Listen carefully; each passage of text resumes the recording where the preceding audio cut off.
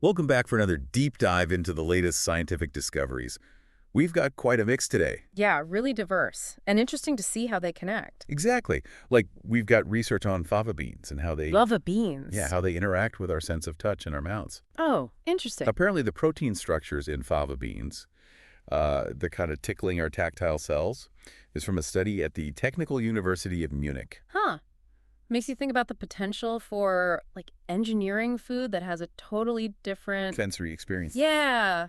Beyond just taste. Imagine food that feels exciting, too. A whole new culinary dimension. Yeah. Okay, but now for something even weirder. Get this. Our hearts, right? Wait, what about them? They might be helping fight off infections. Easily. How? So there's this hormone, ANP, atrial natriuretic peptide. It's always been known for regulating blood pressure. But now research shows it's also involved in... Immune regulation. Wow, that's... multitasking at its finest. Our hearts were like, pump, pump, pump. Oh, and also, gotta fight those germs. That's wild. Yeah. Makes you wonder about the implications for, say, autoimmune disorders. Right. Like, could we target that heart-immune connection somehow? Lots to explore there. Speaking of exploring, let's go global for a sec. The 2019 Global Burden of Disease Study looked at esophageal cancer. Oh, right. That's a tough one. And they found some interesting stuff about the geographical distribution. Like where it hits hardest. Yeah. It really highlights the importance of looking at these diseases. From a global perspective. Definitely. Okay, now let's jump from global to, like, super high-tech. There's a ton of research on machine learning and advanced imaging in healthcare. Oh, yeah. That stuff's blowing my mind. For instance, there's a study where they use machine learning to identify who's likely to drop out of special forces training. Whoa, seriously? How's that even possible? Apparently, the algorithm analyzes all sorts of data to predict who's going to struggle. That's incredible. And I bet it helps tailor the training better, right? Exactly. Less attrition, maybe. But it's not just humans. They're using this stuff to track, get this, microscopic worms. No way. Like, what kind of worms? Caenorhabditis elegans. They're tiny, but they share a lot of genes with us. Huh. So we can learn about our own biology by watching these. Little worms wiggle around. Yeah, pretty much. And speaking of tiny things, there's also research on telomeres and cell aging in yeast. Yeast. Like the stuff in bread. Yep, that's the one.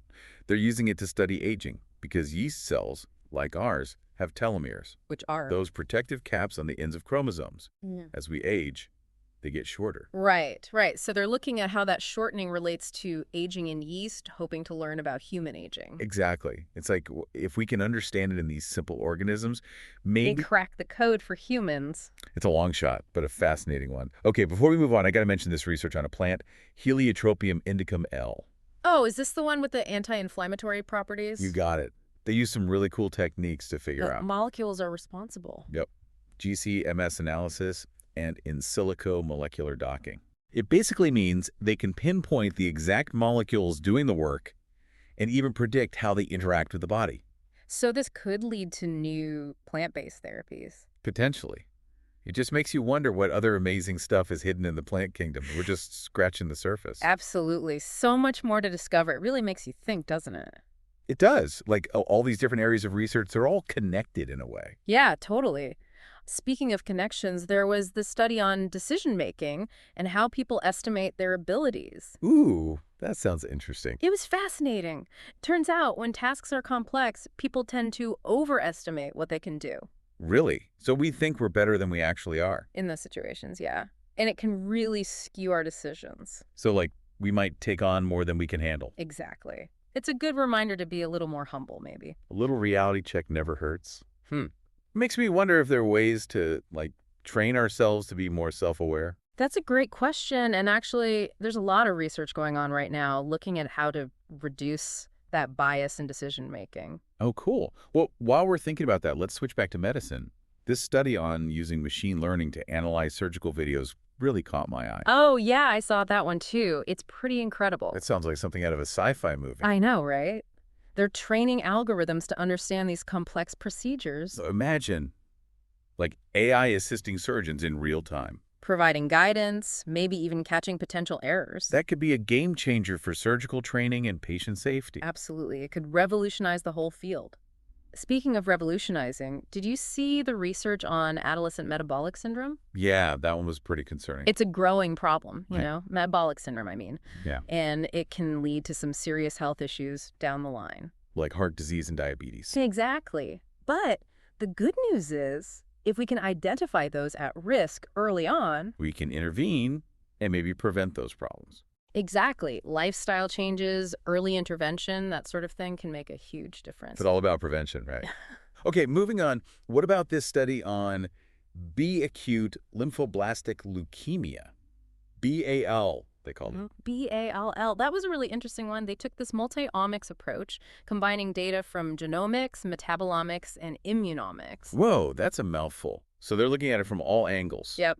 Genes, metabolites, the immune system, the whole picture. That seems way more effective than just focusing on one thing. It is. It's a great example of how interdisciplinary research can really move things forward. Collaboration is key. Oh, and there was that other study on benign prostatic hyperplasia. EPH, yeah, that was a cool one. They used this technique called TWAS, Transcriptome-Wide Association Study. Okay, I'm going to need you to break that down for me. Basically, they looked at the relationship between gene expression and the disease, trying to pinpoint which genes might be involved. So it's all about finding the genetic roots of the problem. Yeah, and that can lead to more targeted therapies down the line. Makes sense. Okay, before we wrap up, I want to touch on the research about the gut microbiome and its link to chronic diseases. Ah, yes, the gut microbiome. It's like the Wild West of research right now. It seems like everyone's talking about it these days. For good reason. We're learning more and more about how important it is for our overall health. So the bacteria in our gut can actually influence things like heart disease and diabetes. It's not just about good bacteria versus bad bacteria. It's about the balance and diversity of the whole ecosystem. And when that balance gets messed up, That's when we see an increased risk of those chronic diseases. so what can we do to keep things in balance? A lot, actually. Eating a fiber-rich diet, limiting processed foods, maybe even considering probiotics or prebiotics. Sounds like a pretty simple way to potentially improve our health. It's definitely worth paying attention to. There's so much more to learn, but the research so far is really promising.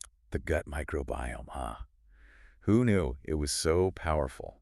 It's amazing what we're finding out, isn't it? It's like science is shifting from looking at individual pieces to...